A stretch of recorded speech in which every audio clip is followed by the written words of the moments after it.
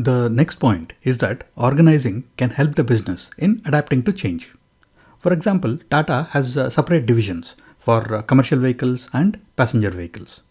If there is a change in the demand or a change in the regulations or a change in the customer preference for passenger vehicles, then that division can quickly change itself and deal with the situation. The commercial vehicles division is not disturbed. So, organizing allows a business enterprise to accommodate and adapt to the changes in the business environment. The organization structure can be suitably modified and the interrelationships among the managerial levels can be revised to deal with the changes.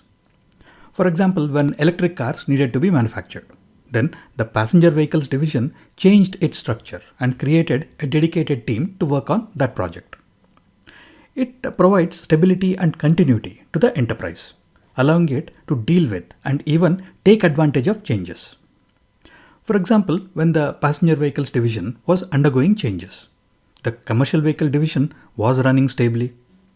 By moving staff and managers within the divisions, they maintained continuity and stability. In this way, organizing can help the business in dealing with and in adapting to changes.